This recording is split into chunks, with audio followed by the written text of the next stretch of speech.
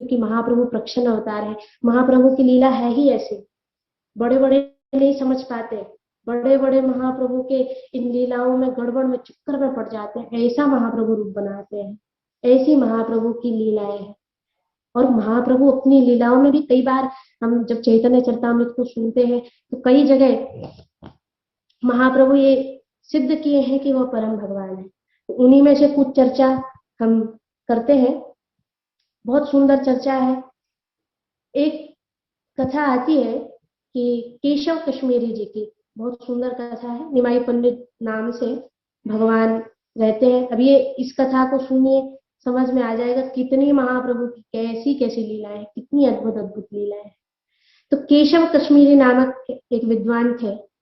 केशव कश्मीरी का एक नाम और था जिन उनको कहा जाता दिग्विजय पंडित। दिग्विजय पंडित का अर्थ होता है, जैसे कोई राजा महाराजा पुराने काल में अगर सब विजय कर लेते थे, उसके बाद क्या किया जाता था, उनके नाम के आगे दिग्विजय लगा दिया जाता। तो वह शस्त्र से लड़ते थे कि शास्त्र से लड़ते थे, शास्त्रार्थ क्या करते थे, शास्त्रार्थ में उनके सामने कोई नहीं टिक पाता था, सब एकदम पराजित हो जाया करते थे।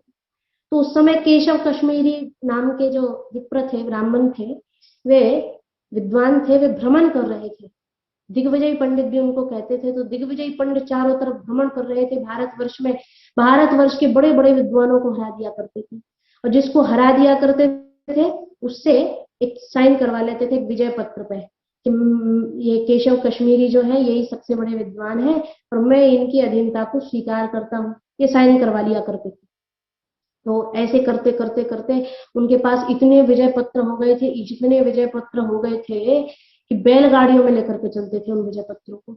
ये भी एक स्ट्रेटेजी होती है, जैसे कोई राजा जो है वह सबको पराजित करके और चले, तो क्या किया करते थे कि जब दिग्विजय पर अपने साम्राज्य की सीमा को बढ़ाने के लिए निकला करते थे, तो वे एक रथों में जिन राजाओं को जीता उनके मुकुट लेकर के चलते थे। तो ये क्या स्ट्रेटेजी होती थी कि सामने वाले जब मुकुट देखेगा इतने सारे, तो उसका मोरल जो है वो डाउन हो जाएगा और थोड़ा डिमोलाइज हो जाएगा कि भाई इतने सारों को पराजित कर दिया तो मैं इसके सामने कहाँ टिकूंगा, तो आधा बल तो उसका वैसे ही समाप्त हो जाता है। ये एक तरीका होता है। अगर थोड़ा सा अपने आप को पहले से अगर किसी के मन में भय बना दिया जाए तो आधा कमजोर तो वैसे ही हो जाता है। जैसे कि हम श्री रामचंद्र जी की लीलाओं में देखते हैं, तो जब श्री रामचंद्र तो बाद में गए, पहले हनुमान जी गए और लंका को जला करके आए, लंका को जला दिया। अब तो राक्षस थर थर कांपने लगे, मन ही मन सोचने लगे कि अरे जिसका दूत ऐसा होगा, दूत ऐसा है जिसने लंका को जला दिया, तो उसका स्वामी कैसा होगा। तो उन आधे तो वैसे ही हिल गए थे, उनका जो मोरल था, उनका जो हिम्मत थी, वो तो आधी तो वैसे ही टूट गई थी। एक बार रावण बैठा था अपनी सभा में, सबको साथ लेकर के बैठा, तो रावण ने कहा कि देखो राम की सेना आ गई है, क्या करना है, राम की सेना समुद्र पर आ गई है, अभी क्या करना है। तो कुछ सभा के जो मंत्री थे वो उठ खड़े हुए, बोले करना क्या है, इसमें सोचने वाली क्या बात है, अरे ये नर है, कपि, ये भानु आहार हमारा, ये तुम्हारा भोजन है, आने दो, ये बंदर भालू ये तो भोजन है हमारा, खा जाएंगे इनको, कच्चा चबा जाएंगे, आप आने दीजिए, कोई चिंता नहीं। रावण बोला वाह बहादुर, तुमसे यही आशा थी। उसी सभा में रावण का बेटा बैठा था, प्रहस्त नाम था, वो खड़ा हो गया, बोला पिताजी इनके चक्कर में मत पड़ो, इनकी बातों में मत पड़ो। बोले क्यों। बोले ये कह रहे हैं कि एक सबको खा जाएंगे, तो मैं तो ये पूछना चाहता हूँ खा जाओगे। तो वो खड़े हो गए, बोले हमारा अपमान है। प्रहस्त बोला मैं किसी का अपमान नहीं कर रहा, तुम तो ये बताओ कि इतने सारे बंदरों को खा जाओगे। बोले बिल्कुल खा जाएंगे। प्रहस्त बोले अच्छा, तो अभी रामचंद्र जी के दल का एक बंदर आया था कुछ दिन पहले, केवल एक, सब नहीं एक, और तुम्हारे देखते देखते पूरी लंका जला गया। उस दिन तुम्हारे पेट खराब थे कि तुमको भूख नहीं लगी थी, उस दिन उसको क्यों नहीं खा लिया, एक को तो खा नहीं पाए, इतनों को खाने की बात करते हैं। तो आधी हिम्मत तो वैसे ही टूट जाती है। तो यही स्ट्रेटेजी जो थी दिग्विजय वाली, जो राजा लोग अपना करते थे, मुकुट लेकर के चलने की, कि सामने वाले का मोरल डाउन हो जाए, अरे इस राजा का मुकुट इन्होंने जीत लिया, मैं तो इनसे कई बार हारा हूँ, इस राजा का मुकुट इन्होंने जीत लिया, मैं तो कई बार हारा हूँ उस राजा से, अपने आप ही वो हार स्वीकार कर लेता था। यही दिग्विजय पंडित क्या करते, इतने विजय पत्र लेकर के चला करते थे कि शास्त्रार्थ, जब शास्त्र चर्चा शास्त्रार्थ करने बैठे तो आधे श्लोक तो विद्वान वैसे ही भूल जाया करता था। तो सारे भारतवर्ष में केशव कश्मीरी दिग्विजय पंडित का डंका बजा हुआ था कि अगर कोई विद्वान है तो केशव कश्मीरी दिग्विजय पंडित। चलते चलते संपूर्ण भारतवर्ष के बड़े बड़े विद्वानों को परास्त करते हुए केशव कश्मीरी ने एक बार मन में सोचा। अब उस समय क्या था कि जिस प्रकार अभी काशी को कहते हैं विद्या का केंद्र, संस्कृत व्याकरण का केंद्र, तो बोले काशी के पड़े हुए हैं तो एक अलग बात होती है। वैसे ही उस समय उस काल में नवद्वीप भी काशी के समान विद्या के क्षेत्र में प्रसिद्ध था कि अगर विद्वान कहीं मिलते हैं तो नवद्वीप में मिलते हैं, बड़ा प्रसिद्ध था। तो केशव कश्मीरी जी ने मन में सोचा कि क्यों ना नवद्वीप चला जाए, वहाँ बड़े बड़े विद्वान हैं, सुना है बहुत बड़े बड़े पंडित हैं, बहुत बड़े बड़े विद्वान हैं। अगर नवद्वीप के विद्वानों से विजय पत्र प्राप्त हो गया, अगर नवद्वीप के विद्वानों ने हार मान ली तो फिर और बाकी जो बचे हुए हैं वो तो अपने आप ही सरेंडर कर देंगे, अपने आप ही विजय पत्र पे हस्ताक्षर कर देंगे कि हम आपसे हार स्वीकार करते हैं, आप ही सबसे बड़े हैं, आप ही सबसे बड़े विद्वान हैं। बाकी के तो वैसे ही हार जाएंगे, तो नवद्वीप चला जाए। तो केशव कश्मीरी ऐसे चलते थे बैलगाड़ियों में विजय पत्र लेकर के, गाजे बाजे के साथ में, और किसी भी शहर में जाया करते थे ऐसे। तो नवद्वीप में केशव कश्मीरी ने प्रवेश किया और ये खबर जैसी फैली कि केशव कश्मीरी शास्त्रार्थ के लिए दिग्विजय पंडित आ रहे हैं, संपूर्ण भारतवर्ष के विद्वानों को परास्त करते हुए। अब तो नवद्वीप के जो विद्वान थे उनकी धड़कनें तेज होने लगी। बड़े बड़े संस्कृत ग्रामर के जो स्कॉलर थे, संस्कृत व्याकरण के जो विद्वान थे, वे भी इधर उधर छुपने का रास्ता ढूंढने लगे। कोई तो अपने घर में बंद हो गए। केशव कश्मीरी जाते तो पत्नी कह देती वो तो तीर्थ यात्रा पे निकल गए। कहीं जाते तो मिल ही जाते बैठे हुए, तो पत्नी कहती अरे उनका मौन व्रत है, वो भी इशारा करते मौन व्रत है हमारा। तो ऐसे छुपते, अपने घरों में छुपे रहे, निकले ही नहीं। 7 दिनों तक केशव कश्मीरी इधर उधर घूमते रहे, 7 दिन इधर इधर घूमते रहे। कोई तो मिले, कोई तो मिले, कोई तो मिले। अंत में जब कोई नहीं मिला तो लोगों ने, जो नवद्वीप के लोग थे, उन्होंने सलाह दी कि अगर आप चाहते हैं तो निमाई पंडित जी से बात करिए, निमाई पंडित जी के साथ जाकर के शास्त्रार्थ करिए। वे बहुत बड़े विद्वान हैं, शायद नवद्वीप के सबसे बड़े विद्वान हैं। अगर उन्होंने दिग्विजय, अगर पत्र पर, आपके विजय पत्र पर हस्ताक्षर कर दिया तो फिर आपकी दिग्विजय में कोई संदेह नहीं। इसलिए आप जाकर के निमाई पंडित जो है उनसे कहिए, उनसे शास्त्रार्थ करिए। अच्छा, तो कहाँ बैठते हैं ये निमाई पंडित? बोले चलिए हम ले चलते हैं, गंगा किनारे उनका स्कूल है, निमाई पंडित स्कूल ऑफ ग्रामर स्टडीज, तो वहीं पर लेकर के चलते हैं। तो लोग केशव कश्मीरी को लेकर के, दिग्विजय पंडित को लेकर के, और वहां पर आए। तो महाप्रभु उस समय छोटी सी अवस्था थी, पाठशाला में बच्चों को पढ़ाया करते थे संस्कृत व्याकरण। तो उस समय महाप्रभु पढ़ा रहे थे जिस समय पहुंचे केशव कश्मीरी। तो केशव कश्मीरी ने जब महाप्रभु को देखा तो महाप्रभु के इस गौरांग मनोहर स्वरूप को देख करके केशव कश्मीरी की आंखें खुली की खुली रही, इतने सुंदर कोई कैसे हो सकता। तो लोगों से पूछने लगे ये, बोले हाँ यही है निमाई पंडित, ये निमाई पंडित है। बोले हाँ यही निमाई पंडित, आपने तो कहा था निमाई पंडित सबसे बड़े विद्वान है। हाँ, तो बोले ये सबसे बड़े विद्वान है। अच्छा, मैंने तो सोचा था निमाई पंडित कोई बूढ़ा सा, कोई ब्राह्मण होगा, कोई विद्वान होगा, जाकर के शास्त्रार्थ करूंगा। तो दुधमा बालक है, एकदम बच्चा है। तो लोग कहने लगे अरे उनकी आयु पे मत जाइए, वे बहुत विद्वान है, एक बार जाकर के उनसे चर्चा तो करिए। बोले चलो चले चलते हैं। तो केशव कश्मीरी प्रविष्ट हुए जब पाठशाला में, तो निमाई पंडित ने देखा कि मुझसे आयु में बड़े हैं, विद्वान हैं, तो प्रणाम किए महाप्रभु, प्रणाम किए। तो केशव कश्मीरी कहने लगे कि आप ही निमाई पंडित है? बोले जी हाँ पंडित जी, मुझे ही सब निमाई पंडित कहते हैं। अच्छा चलो, कोई तो मिला विद्वान, 7 दिनों से घूम रहा हूँ गाजे बाजे के साथ में, कोई नहीं आया। गाजे बाजे के साथ 7 दिनों से घूम रहा हूँ मैं यहाँ पर, लेकिन कोई मुझसे मिलने ही नहीं आया, कोई मुझसे शास्त्र चर्चा करने ही नहीं आया। अरे मैंने तो सुना था नवद्वीप बड़े बड़े विद्वानों की भूमि है, और यहाँ तो कोई दिख ही नहीं रहा है, यहाँ तो कोई चर्चा करने नहीं आया। अब कोई नहीं, चलो तुम ही मिल गए हो, अब तुम तो बच्चे हो, तुमसे क्या शास्त्रार्थ करो। तो एक काम करो, नवद्वीप के जितने विद्वान हैं उनकी तरफ से उनके विजय पत्र पर, जो मेरा विजय पत्र है, तुम ही हस्ताक्षर कर दो, तुम ही साइन कर दो सबकी तरफ से। महाप्रभु ने हाथ जोड़ करके कहा कि एक और तो आप कह रहे हैं कि मैं बच्चा हूँ, और दूसरी तरफ मेरा हस्ताक्षर मांग रहे हैं। अगर मैं बच्चा हूँ, सही कह रहे हैं, मैं बच्चा ही हूँ, लेकिन अगर मैं, मुझे बच्चा मानते हैं तो फिर मेरे साइन का, मेरे हस्ताक्षर का मूल्य क्या है? और अगर मेरे हस्ताक्षर का मूल्य मानना है तो फिर थोड़ा शास्त्र चर्चा कर लेते हैं, उसके बाद फिर हम करते हैं, आपके विजय पत्र पर भी हस्ताक्षर कर देंगे। तो बोले तो हो जाओ तैयार शास्त्रार्थ के लिए। महाप्रभु ने कहा नहीं नहीं, शास्त्रार्थ नहीं, तो ये शास्त्रार्थ वाद विवाद में क्या समय बर्बाद करना, शास्त्रार्थ नहीं करेंगे। बोले शास्त्रार्थ क्यों नहीं करेंगे, शास्त्रार्थ तो विद्वानों का भूषण है, शास्त्रार्थ ही करेंगे। महाप्रभु कहते हैं अरे नहीं नहीं, आप, मैं तो बच्चा हूं आपके सामने, क्या शास्त्रार्थ करेंगे, आप तो दिग्विजयी पंडित है, संपूर्ण भारतवर्ष के विद्वानों को पराजित करके आ रहे हैं, मैं बच्चा, कुछ शास्त्र चर्चा करते हैं, एक स्वस्थ चर्चा। शास्त्रार्थ थी, शास्त्रार्थ में क्या होता था, ये काट वो काट, ये एक स्वस्थ चर्चा करते हैं, कुछ आप सुना दीजिए जो आपकी इच्छा हो। तो कहते तुम ही बताओ किस पे सुनना चाहोगे। तो महाप्रभु कहते हैं ये गंगा देवी प्रवाहित हो रही है, तो इन्हीं के महिमा में कुछ सुना दीजिए। जो सुना, अब केशव कश्मीरी तो चाहते ही थे कि कुछ बस सुनाने का मौका बस मिल जाए। तुरंत गंगा जी की स्तुति में आंधी तूफान की तरह 100 श्लोक रच करके सुना दिए तत्क्षण। तो पहले से तैयार नहीं, तुरंत 100 श्लोक सुना दिए, धड़ाधड़ एक के बाद एक के बाद एक 100 श्लोक, आंधी तूफान, सबको ऐसा लगा जैसे कोई झंडावात आ गया हो। एक के बाद एक श्लोक सुनाते, 100 श्लोक, गंगा जी का एक नया शो तैयार कर दिया उन्होंने। लोग हैरान रह गए कि भाई विद्वान है तो गजब का, बिल्कुल एक क्षण में तुरंत श्लोकों को बना करके गंगा जी की स्तुति कर दी 100 श्लोकों में, बिल्कुल सब कुछ इनके जिह्वा के अग्रभाग पर ही स्थित।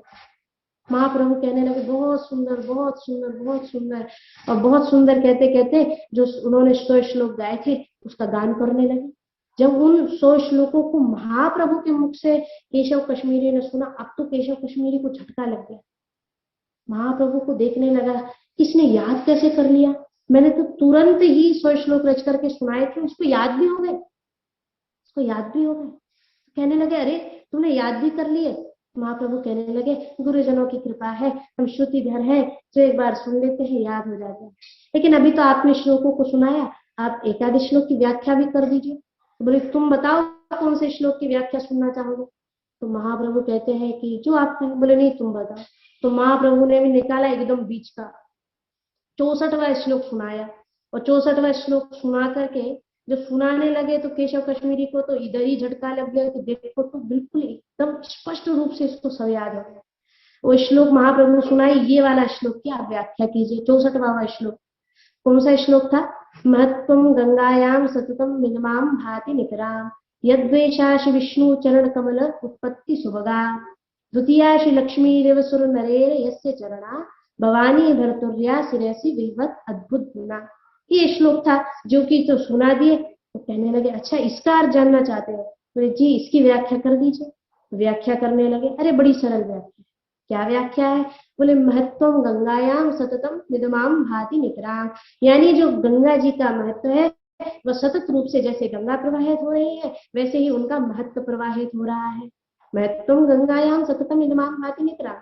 फिर दूसरी पंक्ति, यद्वेषाश विष्णु चरण कमल उत्पत्ति सुभगा, इनकी उत्पत्ति जो है वह भगवान विष्णु के चरण कमलों से हुई है। द्वितीया श्री लक्ष्मी देव सुर नरेर यस्य चरणा, ये दूसरी लक्ष्मी जी के ही समान है, और जो सुर नर मुनि है सब इनके चरणों में प्रणाम करते हैं। भवानी भरतुर्या शिरसि विवत अद्भुत गुना, जो भगवान शंकर के, भवानी के पति जो भगवान शंकर है उनके सिर से प्रवाहित हो रही है गंगा, और उनके सिर से जो गंगा प्रवाहित हो रही है वह अद्भुत गुण वाली है। ये इसका अर्थ है। महाप्रभु बोले बिल्कुल बहुत सुंदर बहुत सुंदर, लेकिन अब इसके कुछ गुण दोषों पर भी हम चर्चा कर लेते हैं। जो दोष का नाम सुना अब केशव कश्मीर एकदम आग बबूला हो गए। बोले क्या बोले, दोष, मेरी रचना में कोई दोष होता ही नहीं है, कोई दोष हो ही नहीं सकता। महाप्रभु कहते अरे सबकी रचना में गुण दोष हो सकता है, आपकी रचना में भी हो सकता है। बोले बिल्कुल नहीं, मैं संपूर्ण भारतवर्ष के विद्वानों को पराजित करने वाला तुम दुधमुहे बच्चे ने कैसे कह दिया कि मेरी रचना में कोई दोष हो सकता है। अरे ब्रह्मा जी की लेखनी में दोष हो सकता है, व्यास जी की रचना में दोष हो सकता है, मेरी रचना में दोष नहीं हो सकता। महाप्रभु कहने लगे अब आपकी आज्ञा हो तो मैं निवेदन कर दूं। बोले करो, अगर कोई है तो बताओ। महाप्रभु कहने लगे कि दोष तो आप बाकी के श्लोक बाद में देखते हैं, ये जो श्लोक अभी आप व्याख्या किए जिसकी, इसी श्लोक में देख लेते हैं। तो इस श्लोक में 5 दोष है, 5 गुण है। अब बताइए आप पहले क्या सुनना चाहेंगे। केशव कश्मीरी ने कहा क्या, एक नहीं, दो नहीं, तीन नहीं, 5 दोष है, हो ही नहीं सकता। महाप्रभु बोले अब वो तो है, तो क्या किया जाए? बोले बताओ अगर है कहीं तो महाप्रभु कहने लगे कि देखिए, अब ये महाप्रभु आप थोड़ा अगर ध्यान से सुनेंगे तभी इसको समझ पाएंगे। महाप्रभु ने कितनी सूक्ष्मता से दोषों को निकाला, कितनी सूक्ष्मता से महाप्रभु दोषों को निकाल रहे हैं। महाप्रभु कहते हैं कि आपकी इस पंक्ति में जो श्लोक है आपका, इसमें दो जगह संस्कृत व्याकरण की दृष्टि से अभिमृष्ट विध्यांश नामक दोष है। अभिमृष्ट विध्यांश क्या होता है कि संस्कृत व्याकरण का एक सामान्य सा नियम है कि अगर संस्कृत व्याकरण में से एक सामान्य नियम है कि ज्ञात पद और अज्ञात पद, जो ज्ञात है उसको कहते हैं अनुवाद और जो अज्ञात है उसको कहते हैं विदेह। विदेह तो जो अज्ञात है उसको बाद में कहा जाता है और जो ज्ञात है उसको पहले कहा जाता है, यानी अनुवाद पद पहले कहा जाता है और ज्ञात पद बाद में कहा जाता है। तो बोले आपने दो जगह ये गलती कर दी। बोले कैसे? बोले देखो आपने क्या कहा, महत्वम गंगायाम, महत्वम गंगायाम मिदमाम भाति नितराम। आपने कहा महत्वम गंगायाम। अब गंगा यहाँ अनुवाद पद है और जो महत्व है वह विधेय पद है, तो गंगा पहले होना चाहिए। आपको कहना था इदम गंगायाम महत्वम, ये यहाँ पर दोष हो गया। आपको कहना चाहिए था गंगा जी का महत्व, इदम गंगायाम महत्वम, और आपने कहा था क्या कहा, महत्वम गंगायाम, यानी कि महत्व गंगा जी का। ये गलती हो गई। केशव कश्मीरी तो सर खुजलाने लगे, हाँ गलती तो है, इतनी बड़ी भूल मुझसे कैसे हो गई? कहने लगे नहीं एक दोष हो सकता, दूसरा नहीं हो सकता। बोले दूसरा भी यही दोष आपने पंक्ति में एक में किया है। बोले किस में? बोले तीसरी पंक्ति में।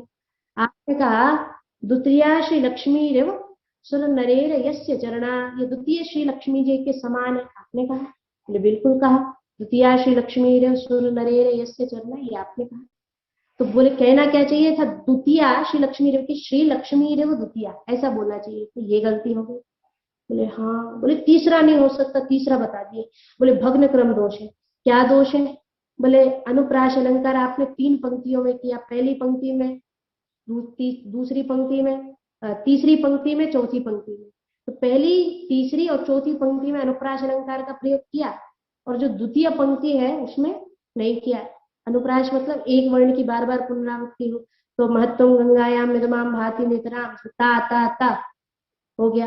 फिर द्वितीय पंक्ति में कोई वर्ण की पुनरावृत्ति नहीं की। फिर तीसरी पंक्ति में आपने कहा कि श्री द्वितीया श्री लक्ष्मी सुर नरेर यस्य चरना, रा रा रा, ये हो गया। द्वितीया श्री लक्ष्मी रेव सुर नरेर यस्य चरना, रा रा रा।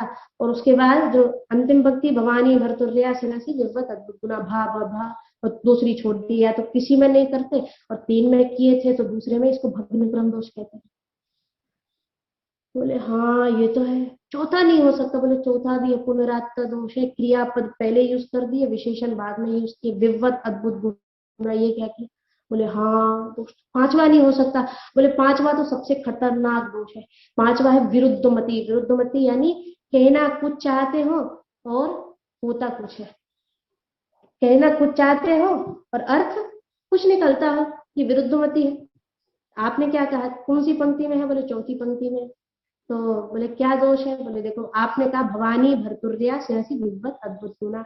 तो आपने कहा भवानी भर्तुर्या, यही कहना चाहते थे कि भवानी यानी शंकर भगवान के चरण, सिर से वह गंगा निकलती है, सिर पर धारण किए हैं भगवान शंकर, पार्वती के पति भगवान है। बोले हाँ। अब जरा इसका अर्थ करिए। भवानी, भवानी शब्द का क्या अर्थ होता है? आपने कहा भवानी भर्तुर्या, भवानी के पति। अब भवानी शब्द का क्या अर्थ है? भव यानी शंकर, और भवानी यानी शंकर भगवान की पत्नी भवानी, और भवानी के पति यानी शंकर की पत्नी के पति। ये क्या हो? कोई कहे कि रवि की पत्नी तो ठीक है, आप रवि की पत्नी के पति, ये कैसा रहेगा? एकदम अद्भुत। मतलब उसका अर्थ दूसरा ही होता है, कुछ निकल जाता है कि दो या कुछ ऐसा।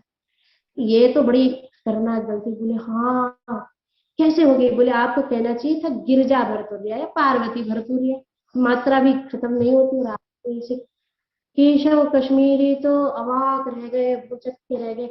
हालांकि महाप्रभु ने बाद में वर्णन किया, महाप्रभु ने बाद में कहा भी, जो दोष तो बताए थे तो गुण भी बताया, लेकिन उनका तो दिमाग दोषों पर ही अटका रहा कि दोष ही दोष दिख रहे हैं, दोष ही दोष। अब हार गए, आए तो थे विजय पत्र पर साइन कराने के लिए, और जब सिर झुका तो जो विद्यार्थी लोग थे वो हंसने लगे, महाप्रभु की पाठशाला के लोग भी हंसने लगे। लेकिन जब हंसे तो महाप्रभु ने रोका, नहीं नहीं, बड़ों का आदर करते हैं। बच्चों से कहने लगे बड़ों का आदर करते हैं, ऐसे हंसते नहीं। तो लोग भी शांत हो गए। कितनी सुंदर। यहाँ पर अगर महाप्रभु कहते हैं, महाप्रभु शिक्षाओं में कहते हैं तृणादपि सुनीचेन तरोरपि सहिष्णुना, तो वास्तव में महाप्रभु भी तृणादपि सुनीचेन है। महाप्रभु भी तिनके के समान अपने आप को समझते हैं, जबकि वह तो भगवान है, हम तो कुछ भी नहीं है। उसके बाद भी महाप्रभु कितनी करुणा करते हैं, कितनी दया करते हैं। तो इस प्रकार से बच्चों को रोका। केशव कश्मीरी तो अपना लटका हुआ मुंह लेकर के और निकल पड़े जहां ठहरे थे। अन्न जल त्याग दिया, मर जाऊंगा आज। पूरे भारतवर्ष के विद्वानों को परास्त करके ये पाया, एक छोटे से बच्चे ने हरा दिया, मर जाऊंगा। लेकिन उसके पहले था क्या कि उनको सरस्वती देवी सिद्ध थी। उन्होंने सरस्वती देवी के ही प्रताप से संपूर्ण भारत के विद्वानों को जीता था। तो कहने लगे अरे अब मैं मर जाऊंगा, लेकिन पहले सरस्वती देवी से पूछूंगा कि क्यों उनका वरदान छूटा हो गया। अन्न जल का त्याग कर दिया, कल सुबह गंगा जी में कूद करके जल समाधि ले लूंगा या आत्मदाह कर लूंगा, अब जीने की कोई इच्छा नहीं। रात्रि में अन्न जल त्याग करके सरस्वती देवी के मंत्र को जपने लगे, रोते रहे। रोते रोते सुबह आंखें लाल हो गई। जब आंखें लाल हो गई, रोते रोते, और कंठ अवरुद्ध हो गया सरस्वती मंत्र का जप करते करते, तब सरस्वती देवी प्रकट हो गई। बोली क्या हुआ वत्स, क्यों मुझे बुलाया? गुस्से में केशव कश्मीरी कहने लगे माता क्यों मुझे धोखा दे दिया? संपूर्ण भारतवर्ष के विद्वानों को परास्त करने में मेरे साथ रही और आज एक छोटे से बालक से हरवा दिया। इतनी बुरी बेइज्जती मेरी कराई, क्यों मेरा साथ छोड़ दिया? आपने वरदान दिया था ना कि मैं वचन देती हूँ तो कोई मनुष्य तुम्हें पराजित नहीं कर सकता, कोई नर तुम्हें परास्त नहीं कर सकता। फिर कैसे हो गया, मैं परास्त कैसे हो गया? सरस्वती देवी कहने लगी बेटा मैं आज भी कहती हूँ कि कोई नर तुम्हें पराजित नहीं कर सकता, कोई मनुष्य तुम्हें पराजित नहीं कर सकता। मैं आज भी कहती हूँ, आज भी कह रही हूँ। तो केशव कश्मीरी कहने लगे माँ हुआ है ऐसा, मैं पराजित हुआ हूँ, वो भी एक छोटे से बालक से पराजित हुआ हूँ, निमाई पंडित से पराजित हुआ हूँ, और कहती हो कि मैं पराजित नहीं हो सकता। माता सरस्वती कहती है मेरी बात पे ध्यान दो, मैंने क्या कहा था कि तुम किसी नर से पराजित नहीं होगे? क्या ये भी कहा था कि कभी नारायण से भी पराजित नहीं होगे? मैंने कहा था कि तुम किसी नर से पराजित नहीं होगे, लेकिन ये नहीं कहा था कि तुम नारायण से भी पराजित नहीं होगे। मतलब मैं समझा नहीं, मुझे इतनी बुरे तरीके से क्यों हराया, क्यों हराया? तो सरस्वती देवी कहने लगी बेटा तू हारा नहीं है, आज तू जीता है। जब भारतवर्ष के विद्वानों को तू हरा रहा था ना, तो वह जो विजय पत्र थे वह तेरी विजय नहीं, तेरी हार थी। जीता तो तू आज है। आज सारी विद्या जो तूने अर्जित की है उसका फल तुझे मिला है, क्योंकि विद्यावधु जीवनम, श्री कृष्ण का नाम ही विद्यावधु का जीवन है। कि विद्या वो विद्या किसी काम की नहीं जो कृष्ण की सेवा में ना लग पाए, जो कृष्ण की सेवा में व्यक्ति ना लगाए। तेरी सारी विद्या का फल तुझे आज मैंने दिया है कि आज तुमको उनके दर्शन हो गए। मैं समझा नहीं, मतलब बोले तू जिसे दुर्भाग्य समझ रहा है वास्तव में वो तेरा सबसे बड़ा सौभाग्य। आज तक तूने मेरी द्वारा दी गई विद्या का किया क्या? केवल दूसरों को नीचा दिखाया, विजय पत्रों को इकट्ठा किया। इन विजय पत्रों का क्या करेगा तू? अपनी चिता में साथ में जलाएगा? क्या करेगा? देखो बेटा, ज्ञान जितने जो भी ग्रंथ है, जितने भी ज्ञानी हो जाए, सबका सार यही है, सबका उद्देश्य यही है कि हम अपने जीवेर स्वरूप है कृष्ण रे नित्यदास, हम कृष्ण के दास है, कृष्ण हमारे स्वामी है, इस बात को पहचान जाए। हम भक्ति में लग जाए, यही संपूर्ण शास्त्रों का सार है। हम हरि नाम में लग जाए, यही संपूर्ण शास्त्रों का सार है, यही संपूर्ण शास्त्रों का सार है बेटा। और तू ज्ञानी हो गया फिर भी तेरे अंदर भक्ति नहीं थी, तेरे अंदर भक्ति नहीं थी। आज तुझे सारे ज्ञान का फल मिला, आज तुझे भगवान मिले। देखो ज्ञानी और भक्त में बहुत बड़ा अंतर होता है। जो ज्ञान करके ज्ञान का अभिमान करते हैं, तो ज्ञानी और भक्त में बहुत बड़ा अंतर होता है। क्या अंतर होता है ज्ञानी भक्त में? बहुत बड़ा अंतर है। देखो ज्ञानी होता है बंदर के बच्चे की तरह, और जो भक्त होता है वो होता है बिल्ली के बच्चे की तरह। जो ज्ञानी होता है ना वो बंदर के बच्चे की तरह होता है, और जो भक्त होता है वह बिल्ली के बच्चे की तरह होता है। जैसे कि हम देखते हैं कि जो बंदर का बच्चा है वह अपनी माता के संग में जाता है तो माता से एकदम अटैच होता है। तो वो पकड़े कौन है? माता उसको नहीं पकड़े, बच्चा ही अपनी माता को पकड़े हुए है। अब अगर बच्चा गिर गया तो जिम्मेदारी किसकी? बंदर की या बंदर के बच्चे की? बताइए। उसकी माँ जिम्मेदार है या बच्चा जिम्मेदार है? बताइए। अगर बंदर का बच्चा गिर जाए, आप अनम्यूट कर सकते हैं। उसकी माँ की। अगर बंदर का बच्चा गिर जाए तो बंदर ने पकड़ा हुआ है ना, बंदर के बच्चे ने, तो बंदर के हम्म बच्चे की गलती होगी, क्योंकि माँ ने तो स्वतंत्र हो रखी है। बंदर के बच्चे हाँ, को कस के नहीं पकड़ेगा तो। आज किसका छूटा? बंदर के हम्म। बच्चे का। तो हाँ गलती जी। किसकी? बच्चे बंदर की। के बच्चे की। हम्म आप बिल्ली के बच्चे का उदाहरण लेते हैं तो बिल्ली अपने मुंह में बच्चे को लेकर के जाती है। अब बिल्ली का बच्चा ना गिरे, इसकी जिम्मेदारी किसकी है? बिल्ली के माँ की। नहीं, माँ की, क्योंकि माँ लेकर के जा रही है। बंदर के बच्चे में रिस्पॉन्सिबिलिटी बंदर के बच्चे ने ली है, और जो हम्म बिल्ली के मामले में है वो बिल्ली ने ली है, उसकी माँ ने हम्म ली। हम्म क्या है कि जो ज्ञानी होते हैं वो अगर उनका पतन होता है तो इसमें गलती किसकी? ज्ञानी की। वो बंदर के बच्चे की तरह छूट गए, तुम ही पकड़े थे, तुम ही छूट गए। इसमें भगवान की कोई गलती नहीं। लेकिन जो भक्त होते हैं उनका पतन भगवान नहीं होने देते, भगवान उनकी रिस्पॉन्सिबिलिटी ले लेते हैं। तो ये बात सरस्वती देवी समझा रही है। कई बार हम लोग के साथ में भी ऐसा होता है, कहीं कोई लेक्चर होता है, हम सुनेंगे उनको, अरे हम तो बहुत बड़े ये हो गए, वो हो गए, ये पढ़ लिया मैंने, वो पढ़ लिया, अब जरूरत नहीं है मुझे सुनने की। इस प्रकार से हो जाता है, ज्ञान का अभिमान हो जाता है, वो नहीं आना चाहिए। तो केशव कश्मीरी को समझा रहे हैं माता सरस्वती की, तूने मुझे माँ कहा ना, तो माता पिता का कर्तव्य क्या होता है? ऋषभ देव जी ने भागवत में कहा है कि माता पिता का कर्तव्य है कि अपनी संतान की भव बंधन से मुक्ति का प्रयास उसके उसके लिए कोशिश करें। ये माता का दायित्व होता है। तूने मुझे माँ मानता है मुझे? बोले बिल्कुल। तो मेरा दायित्व था कि मैं तुझे भगवान से मिलाऊं, और मैंने मिलवा दिया। बोले क्या? बोले निमाई पंडित कोई और नहीं है, साक्षात कृष्ण है, साक्षात कृष्ण है, निमाई पंडित कोई और नहीं है। इसलिए बेटा तू हारा नहीं है, तू वास्तव में आज जीत गया है, वास्तव में आज जीत गया है। तेरे भाग जग गए हैं, अभी भी देर नहीं हुई है, जा उनकी शरण ग्रहण कर ले। अब तो आंखों में आंसू भर के केशव कश्मीरी तुरंत भागे, अपने सारे विजय पत्रों को गंगा जी में डुबो दिया, महाप्रभु के चरणों में दंडवत कर दी, गौरांगा गौरांगा गौरांगा, गौर प्रेमानंदे हरि हरि बोल, गौरांगा गौरांगा करते हुए चरणों में दंडवत हो गए। सब हैरान रह गए। महाप्रभु ने उठाया, कहने लगे क्या कर रहे हैं आप, तो मुझसे बड़े हैं। केशव कश्मीरी कहने लगे अब और मत छलिए, पहले ही मैं अपनी विद्या के अभिमान में बहुत अधिक छला जा चुका हूँ, अब और मत छलिए, छलना है नवद्वीप वासियों को छलते रहिए, मुझे मत छलिए। भगवान ने कहा दिग्विजय पंडित से, आप वृंदावन चले जाइए, अब आप इधर मत रहिए, वृंदावन में मेरी कृपा होगी, आपको गोलोक धाम की प्राप्ति होगी, लेकिन सुनिए इधर मत रहिए, क्योंकि अगर इधर रहेंगे तो भेद खुल जाएगा, इसलिए आप वृंदावन धाम जाइए।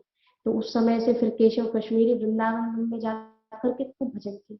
तो विद्या अभिमानी का जो तोड़ने की, विद्याभिमान तोड़ने की जो ये लीला है, इससे हमें सीखना चाहिए कि हम चाहे कितने विद्वान हो जाए, हमारे अंदर चाहे जितने गुण हो जाए, सारे गुण हैं। देखिए अगर 10 के आगे एक जीरो लगा हो तो 100 हो जाता है, एक जीरो और बढ़ा दो तो 1000 हो जाता है, एक और बढ़ा दो तो 10,000 हो जाता है, ठीक है।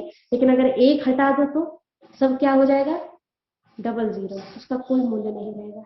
ऐसे ही हमारे, हम बहुत ज्ञानी है, एक जीरो, हमको बहुत ज्यादा नॉलेज है, एक जीरो, हम गा सकते हैं, एक जीरो, हम कोई सेवा कर सकते हैं, कुकिंग अच्छी करते हैं, एक जीरो। तो सब जीरो है, लेकिन अगर उसमें भगवान की सेवा रूपी एक नहीं होगा ना, तो सब जीरो क्या है? डबल जीरो, उसका कोई महत्व नहीं बचेगा, कोई महत्व नहीं बचेगा। इसलिए हमको भगवान की सेवा में अपने आप को लगाना है। सरस्वती माता ने एक पावर पॉइंट प्रेजेंटेशन दिया केशव कश्मीरी को संपूर्ण शास्त्रों में से कि यही भगवान है। तब जाकर के केशव कश्मीरी चरणों में दंडवत हो गए। तो महाप्रभु की इतनी अद्भुत अद्भुत लीला आती है, महाप्रभु अपना भेद नहीं खुलने देते,